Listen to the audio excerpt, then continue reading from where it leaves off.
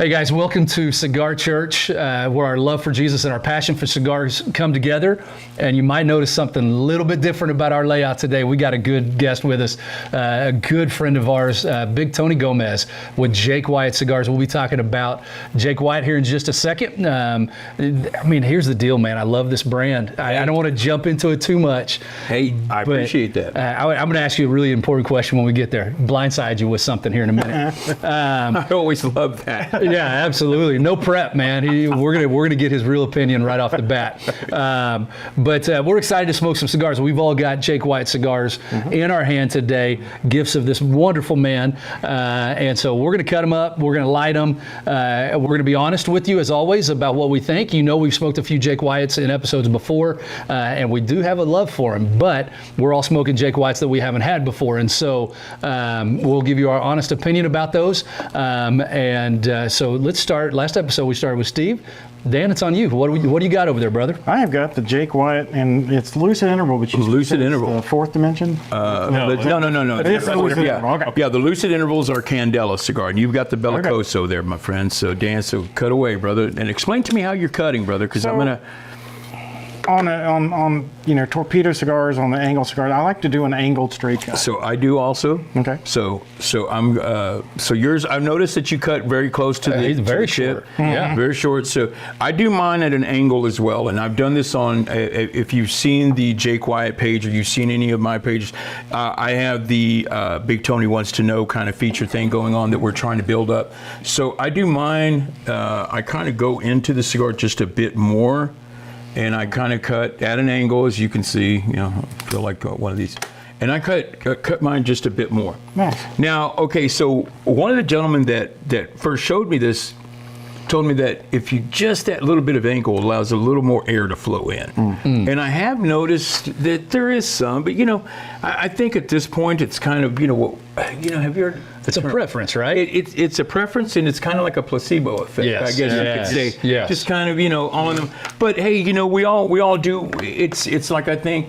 We rock cigars how we want to rock cigars. Yes, we do. And so it's just one of those things. So I'm smoking the Appendix. This is an Ecuadorian Connecticut wrapper with a Dominican allure binder.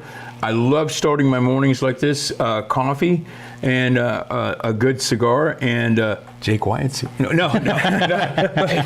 I understand everybody has their morning routines, and this is one of mine. I love doing this, smoking good cigars with good people. It's a great way to start the day. So yeah, very good. So I've got the Herbert Spencer. Hey, great cigar. Great cigar this is my first one of Jake Wyatt. I've had a lot of Jake Wyatts, but not the Herbert Spencer. Yeah. And I didn't even have a chance to look it up. Tell me about it. So this is our Maduro. This San Andreas Maduro wrapper, Dominican allure binder, Dominican filler. This is our top seller. Okay, and we sell more Toros than anything. Of course, this is our Bellicoso, but you will be pleasantly surprised. It's very rich, very chocolatey, very not to get too. I don't really go into those terms very much, but this is what the kind of terminology that people have kind of said unto me. But I'll tell you what. I like using just the terms of very full flavor. Yeah. Very strong, very strong. Now, with our cigars, I like using the terms strength with subtlety. That's how I like. So when it comes to our cigars, they're not going to be the kind of cigars that punch you in the lungs, that overpower you. They're just going to have that rich, full flavor that delivers strength. But like I said, with subtlety. Yeah. That's a good way to put it. Exactly. And that's one thing I appreciate about Jake Wyatt, because you can go out there, and I'm not going to name any cigar brands right now, but you can go out there and get a really fine cigar, and it's, man, you better be ready for it, because it's going to punch you in the throat. Yeah. And then you get another one, and you're like, man, is there any flavor here at all? Being right there in the middle, where you got that strength, you've got that good flavor, but just where it's smooth as can be. That's the way I like it, brother. Absolutely. Yeah. What do you got, Steve? Well, I've had Herbert Spencer, I've had the Lucid Interval, and I've had the fourth dimension, all great cigars, but I've not had the Lithium. Okay, so the Lithium. So you're going into our what we call the connoisseur collection. Not trying to cut you. I'm sorry. No, you're good. No, but so that's going to be. Me, man. Appreciate it.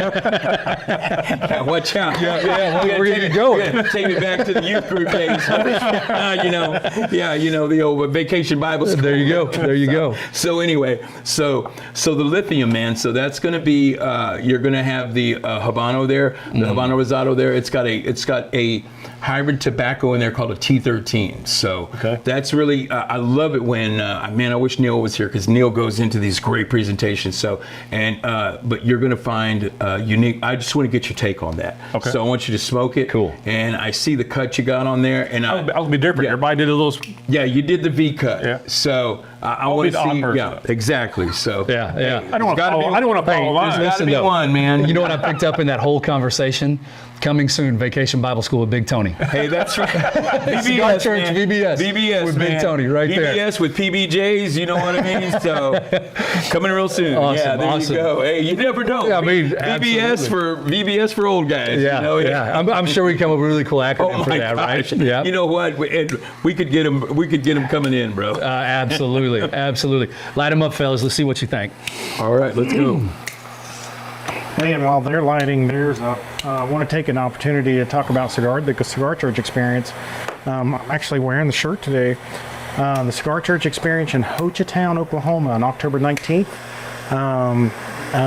Sign up today on cigarchurch.net. They're starting to go. But, you know, it's going to be a fun time. We're going to enjoy it. Yeah, and what he means by they're starting to go, we've got those Yeah. 50 VIP packs. The first 25 are free, so you want to get in on that. We've mentioned it before. I think the price value is going up on this. Some of the stuff that we're able to put into the packs that have been donated, and you're going to get at least 3 cigars in each VIP pack that have been hand selected by the 3 of us. You're going to get a T-shirt, the exact one that he's wearing right there. May have a couple little differences to it, yeah, but maybe. that was our first run at them. You're going to get a few other gifts in that bag. You definitely want to get one of those VIPs. The first 50 get them. First 25 of those 50 are free. The next 25 have to pay $25.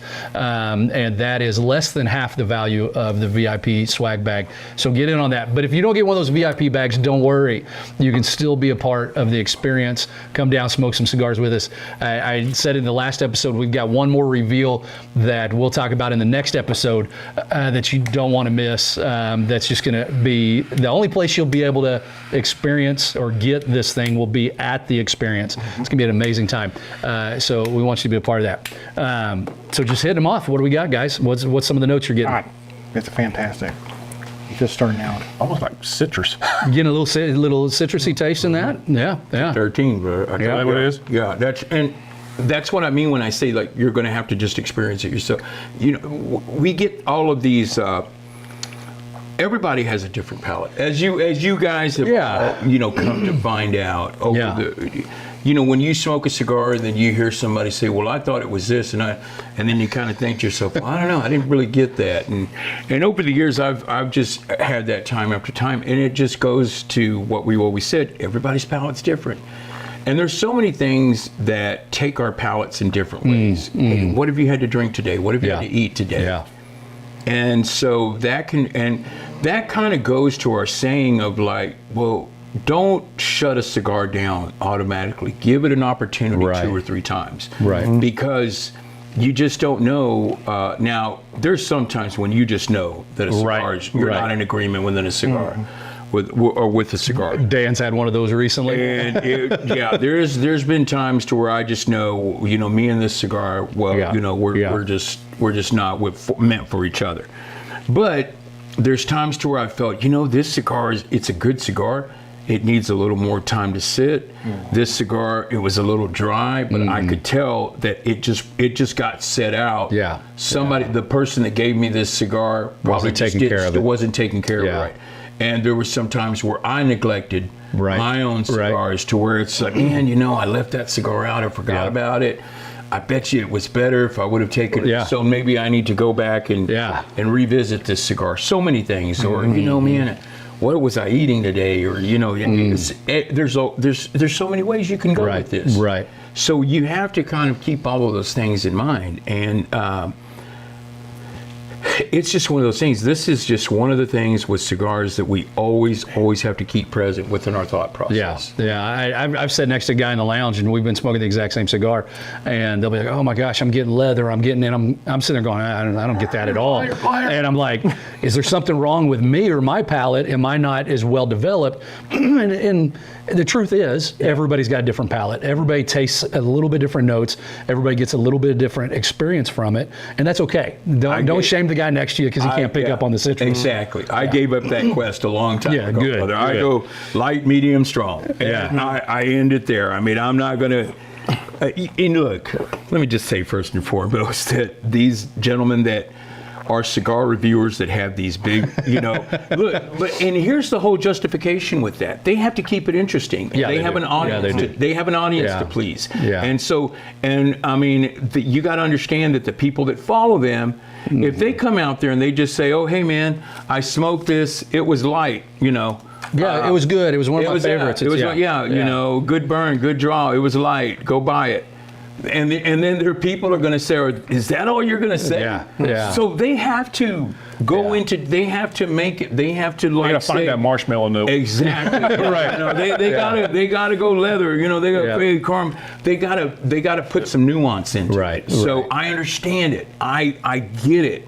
But I think that they have the commitment and the time and the effort to put into reviewing. You got to understand, reviewing cigars is not an easy thing. As you guys have found out, I'm sure that when you guys first started this, you guys kind of thought, yeah, man, we'll read a little smoke cigars, talking about the Bible. And then you started thinking, man, this is a whole, like, man, we got to edit, we got to do this, we got to post, and then you kind of thought, what man, sets us apart. Yeah, we got to find cigars to smoke. We got to find subject matter in the scripture. It's a whole monster, brother. It's a whole different take. I mean, that's why everybody just thinks, yeah, we'll jump online on Saturday morning, and hey, it's. Brother, it is a whole. So think about these guys. These guys have to create a following. They have to go. They have to keep that. They got to keep that wheel rolling. So I have a whole respect for cigar. Well, and those guys. I mean, we've looked it up because we just started our own rating system on Cigarchurch, and we've looked at some of the criteria that guys are the behind the scenes for their cigar rating. And these guys are smoking 3 cigars of the exact same one to get a variety, because this. One cigar you might have lit a little bit bad, or it might have been rolled with a little bit of a stem in it, or whatever, and so you can't judge a cigar based on just one experience with it. So you got to smoke 2 or 3 of them, but then these guys are sitting there day in and day out, smoking and smoking and smoking and brewing. We try to do 3 or 4 episodes, smoke a different cigar in each episode, and by that last episode, I mean, our palates are so burned out, we really don't, generally that's a cigar we've smoked before. Absolutely. So that we know what we're talking about when we get to that cigar. But these guys that are smoking all the time, to review them, it's got to be hard to keep their palate fresh. Absolutely. And the rinsing of their palate. And a lot of these guys have told me that they have to stay away from certain foods at certain times when they're getting into like a heavy reviewing process. They have to abstain from certain drinks. They have to abstain from, like, some of these guys are like really big into certain foods, and then they say, no man, I can't, because if I eat a lot of spice or whatever, whatever have you. So there is a whole process that they put themselves through, and a whole regiment that they adhere to. And so you got to. I have a respect for that. Yeah, absolutely. So, absolutely. So this is something that the whole cigar reviewing process and everything, I have a whole big respect for. Absolutely. And we're not going to name any website names, but there's some of you that are doing a great job of it out there, and actually giving us some stuff to laugh at, some of the different ways that you describe them. But you're doing a great job, and we really enjoy that. Keep it up. And one of these days we may get a couple of you on here to tell us about your reviewing process and that kind of thing. Talking about reviews, one of the things when I've reviewed Jake Wyatt cigar, one of the things that I always mention is the artistry in the wrapper. Tell us about Jake Wyatt and why they choose to do the different stripes and the patterns on the cigar. So that was something that Neil Garcia and Joel Maredetto kind of came up with. And Joel Maredetto is a guy that I worked with a long time ago before I worked with Espinosa. As a lot of you guys know, my background was with Espinosa. I was the territory manager with Jack and Eric for almost 6 years, and I still love those guys to death, man. They're awesome. And but before I worked with Espinosa, I worked with a guy named Joel Maredetto, and he was a cigar brand owner out of Tampa, and he had a line called Maredetto Cigars. And Joel Reeser, who we were just talking about, he carried our cigars in Oklahoma, and I built up the Texas territory, and I brokered for him for a couple of years. And that was basically how I got into repping. Okay. So anyway, so he was big on artistry style, Yeah. and he introduced that concept to Neil Garcia, and his line did a big line of the bellicosos and stuff like that, and so, but Neil wanted to incorporate that in the Jake Wyatt line. Yeah. But not on such a grand scale. Right. But he wanted to put that in the core line Yeah. in some way. Yeah. So that's why on the cap and on the foot of the cigars, on the core line, you're going to see these accents. Yeah. So like on the appendix here, we do like the Habano cap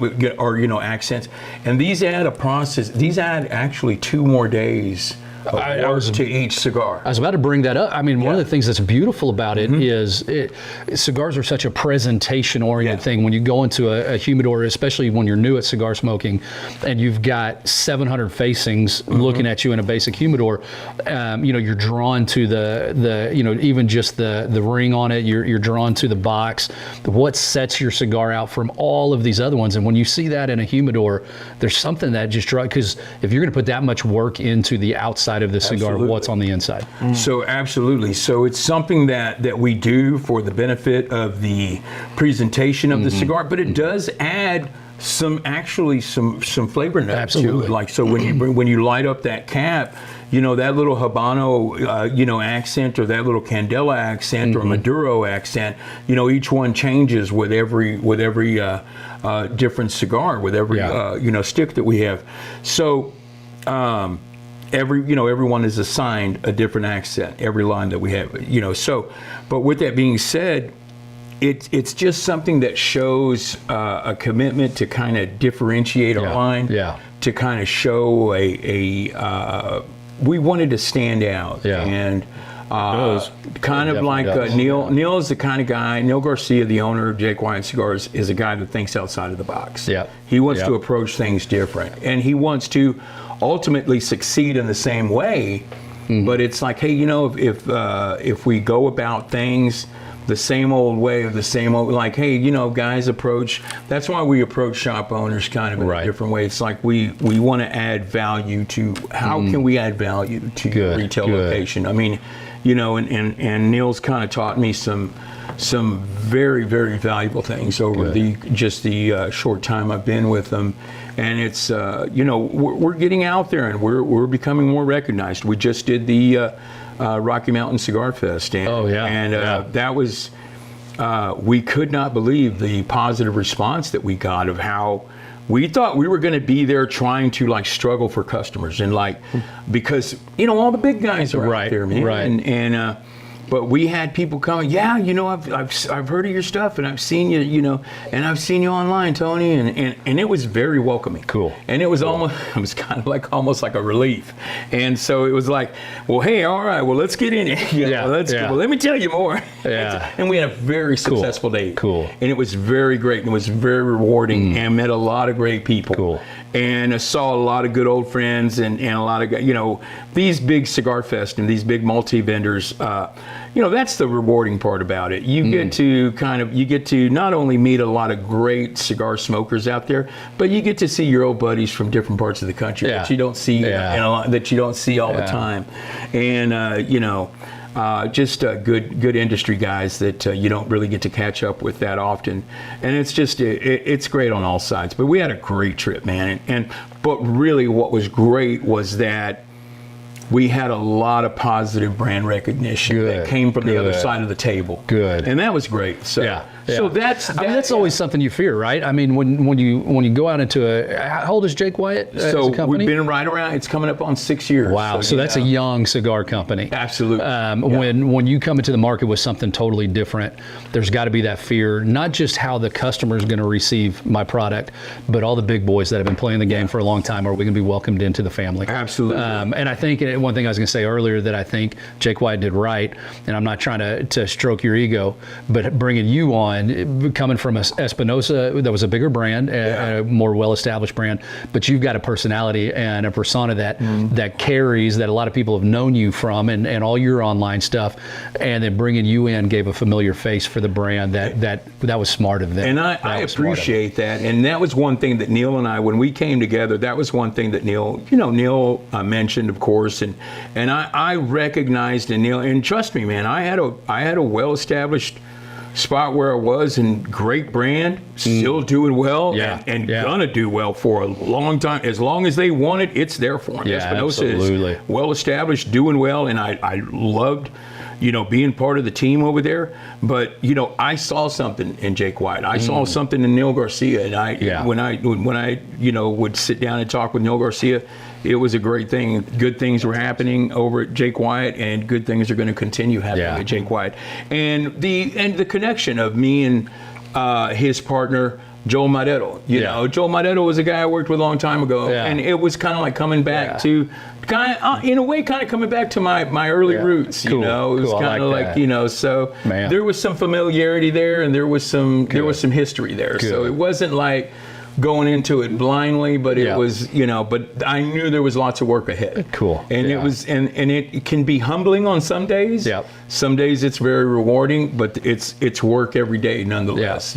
So. Well, and we talked about this privately, not in one of the episodes, but when you had made that announcement that you were leaving Espinosa, we are all huge Espinosa fans. Yeah. And we're like, what in the world is he doing? And at that point I had one Jake Wyatt, the Fourth Dimension. Great cigar. But I'm like, man, is that even, how big is that company? And, I was, as somebody who, I mean, we're friends. I mean, we're not super close. We've met at multiple events. Absolutely. And love what you're doing. I'm like, oh my gosh, dude, I hope he's not wrecking his career. Here's what I think. I think that was an amazing step for you, because I think it's fun getting in on something at those early stages and being with it as it grows. And I'm excited for you. One of the things that was a major decision factor in this decision process was Espinosa was not the company it is now when I first got You're there. right. The whole thing is, look, man, and I'm not saying I had a small minute part in that, but a lot of that was Jack Tarano. Yes. And of course Eric Espinosa, because but Jack Tarano created and made that sales team what it is today. Jack Tarano was a major part of that, and learning if I could just be a small miniature of what Jack Tarano does. I'll consider myself, because that guy, he's a machine, man. I mean, Jack Tarano's awesome.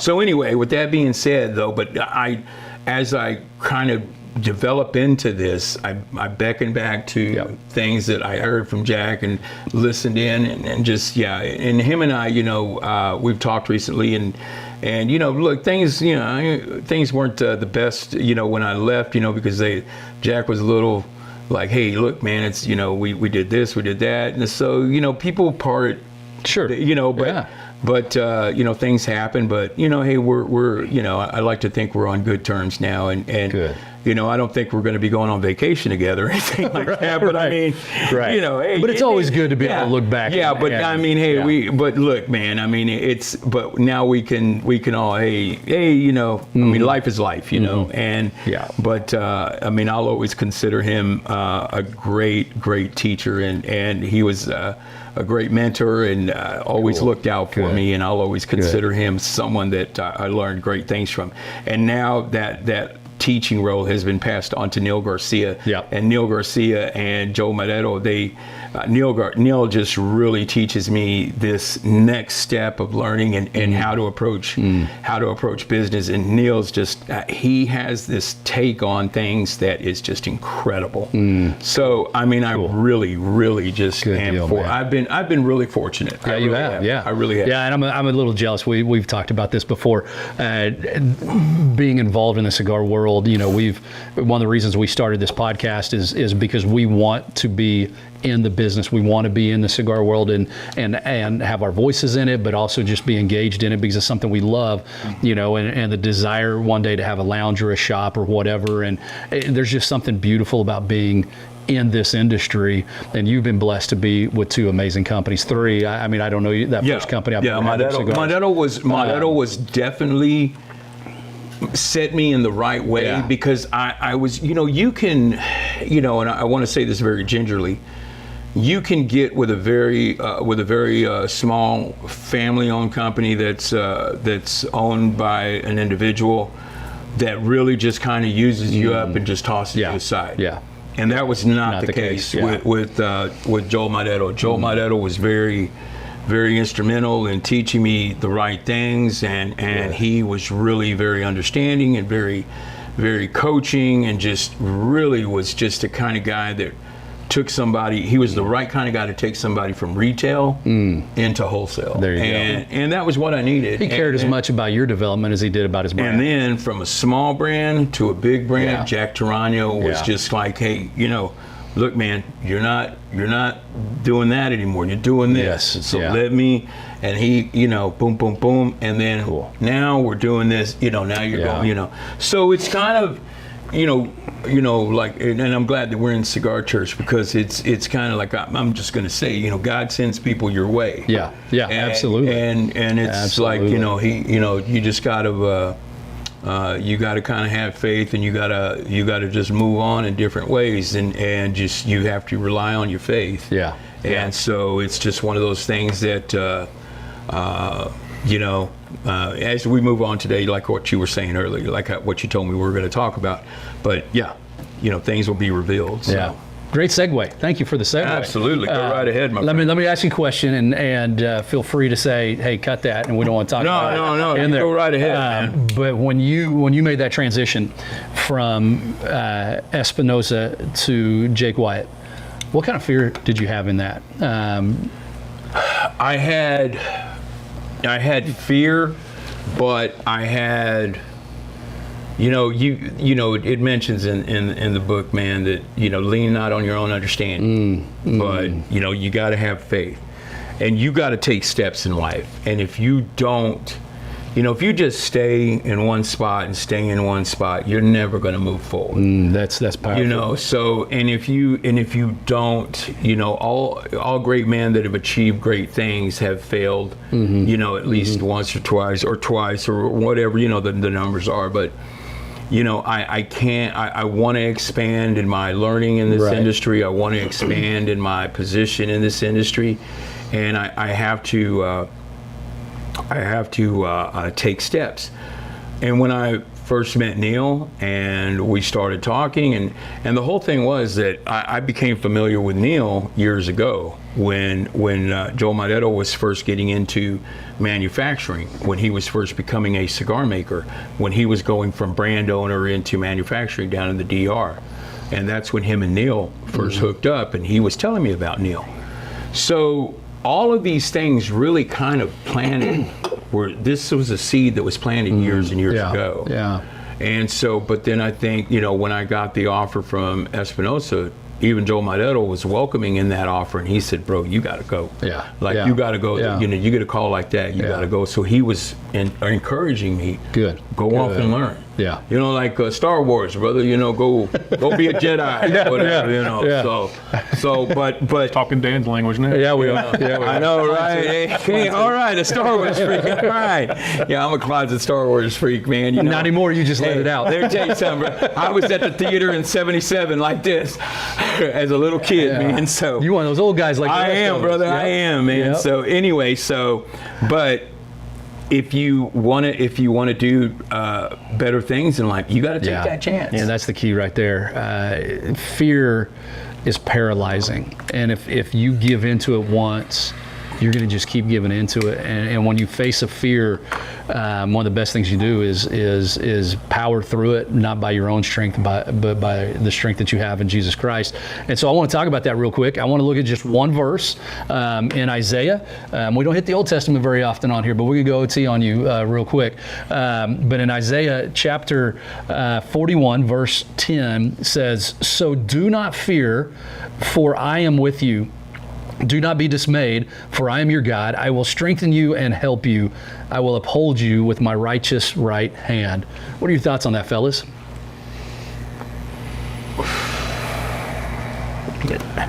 Well, I mean, it should give you confidence to take those chances. Yeah. But sometimes we don't, even though we read it, we know what it means, we know what God's telling us, sometimes we're scared to take that step anyway. We don't.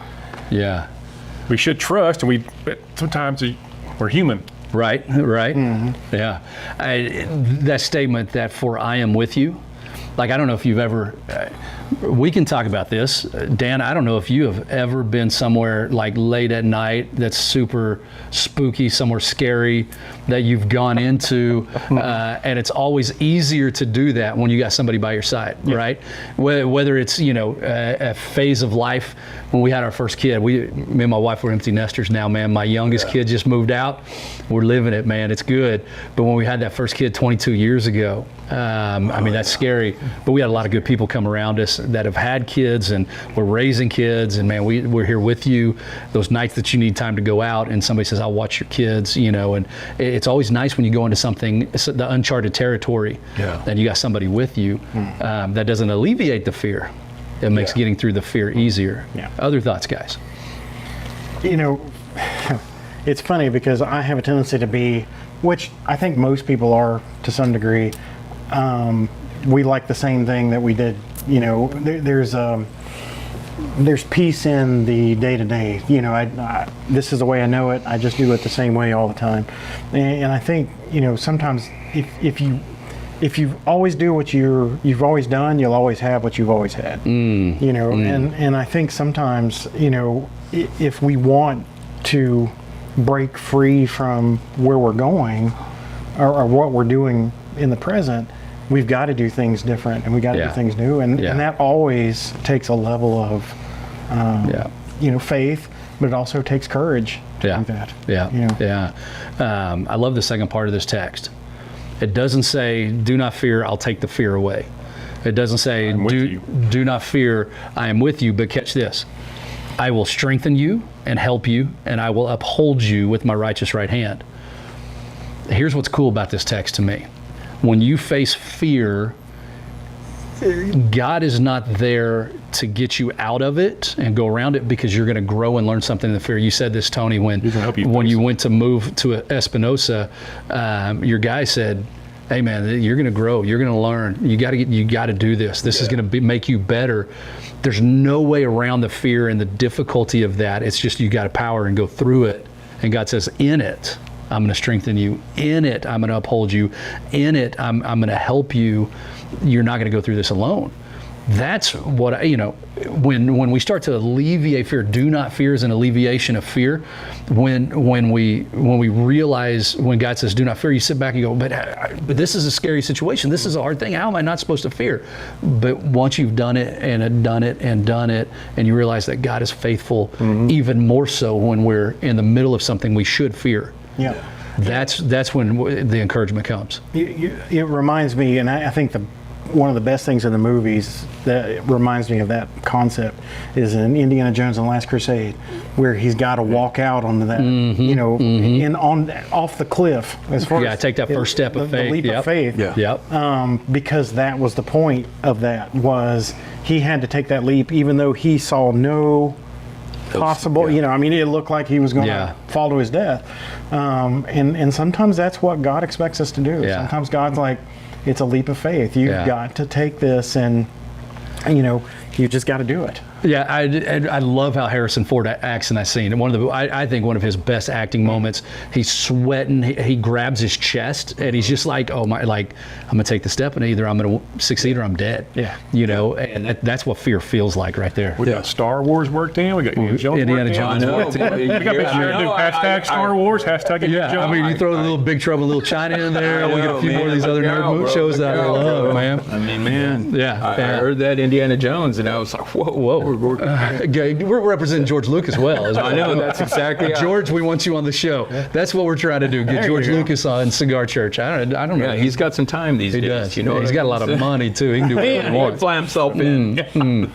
But I think that, and you know, another thing is you know, with that, you know, relying on that faith and like you said, if you've seen it before, and it's like, you know, one of the things that we don't want to do, we don't want to go to the gym and exercise, right? And it's that first pain, that first time, you know, when you get in that exercise regimen. But this is one of the things he's trying to tell us in that, look, man, do this and it'll become easier. You'll find, and this leads to, as you grow, you gain wisdom.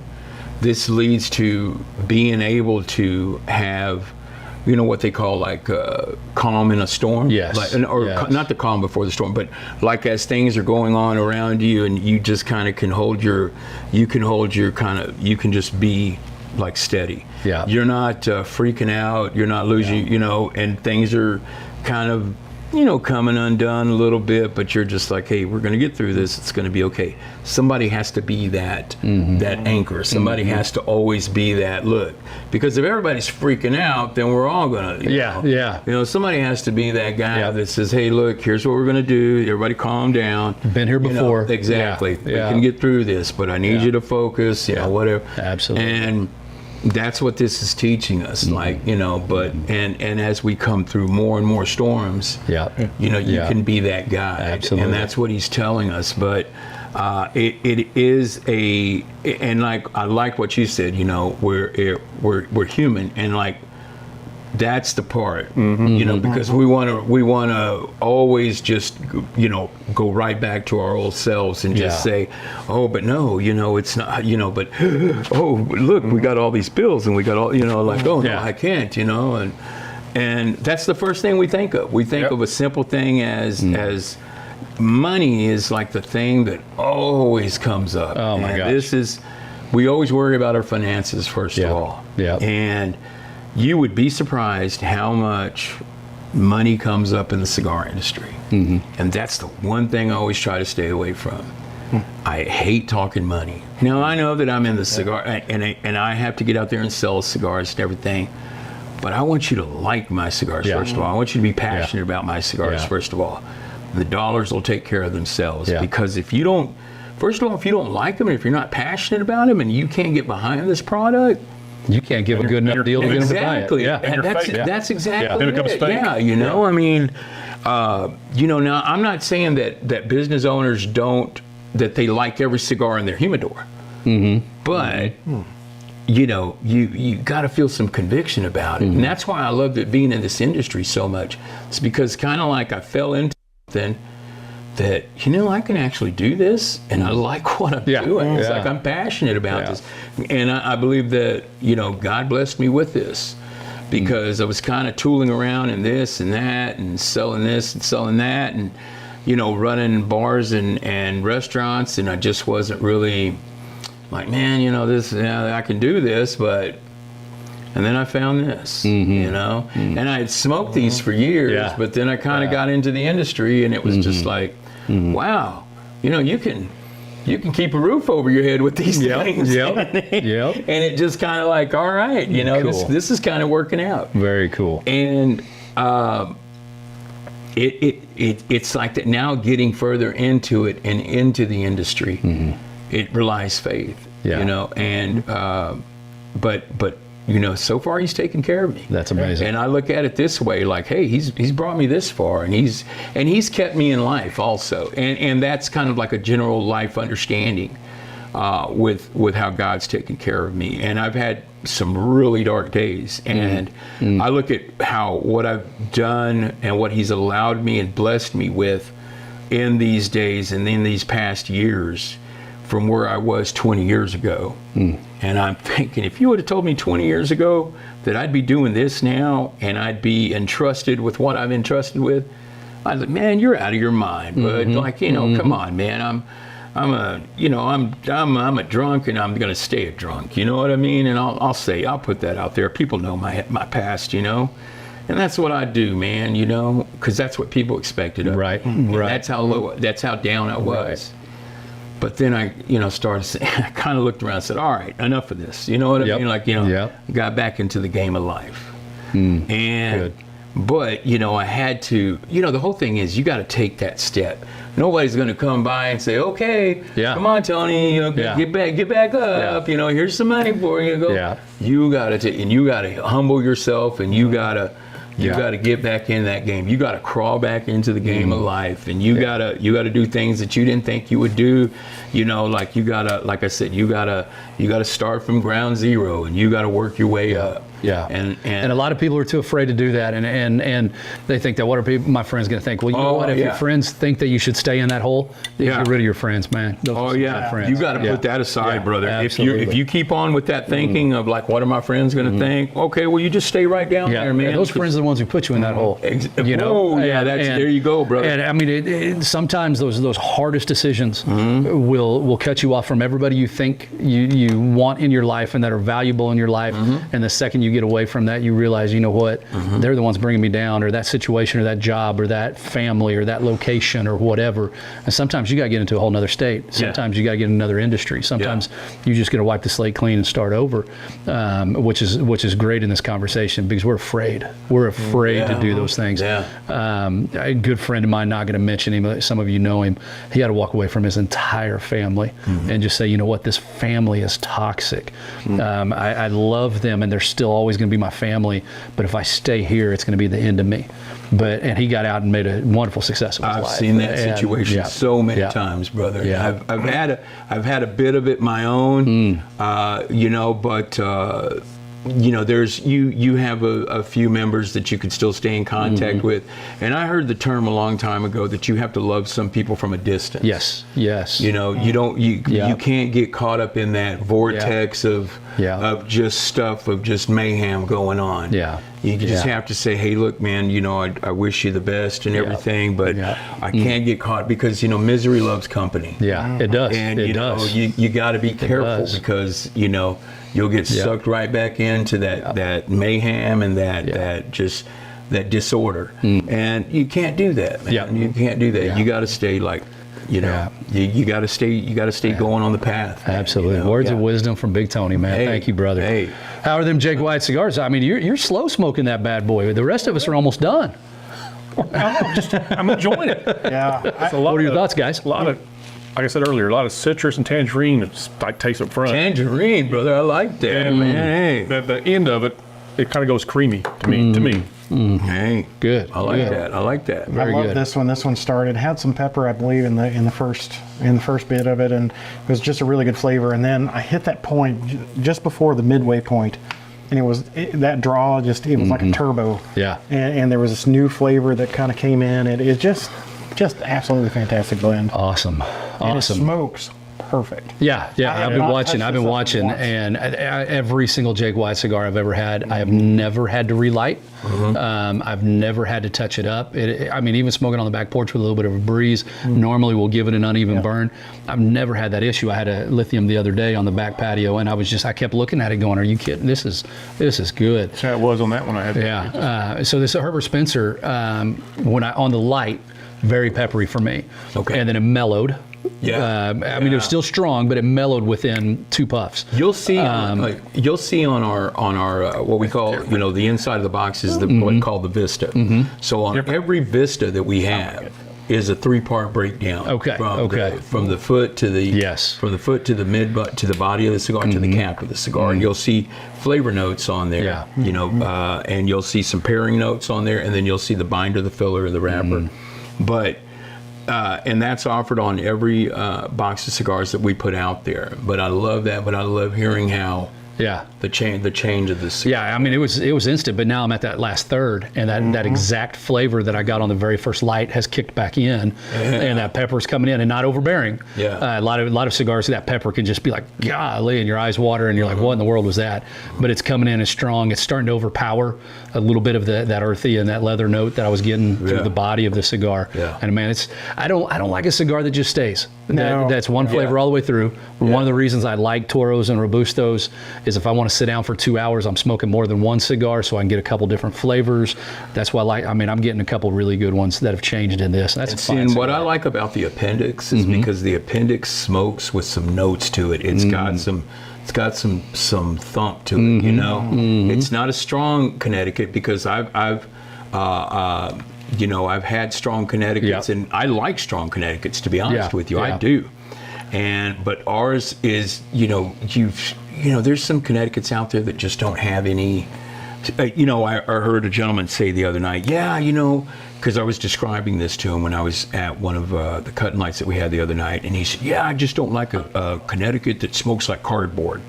And I told him, well, this one won't smoke like that. It's gonna, and he goes, yeah.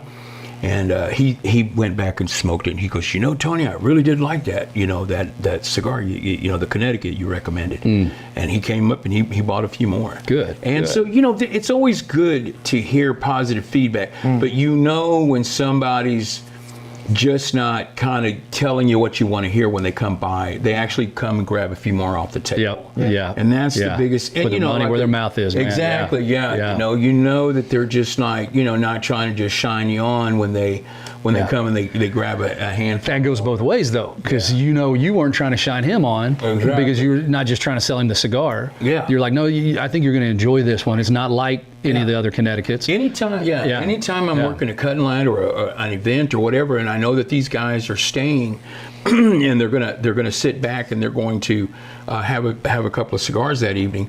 Hey, please, can you do me a favor? Can you come back to the table and give me some feedback? Let me know.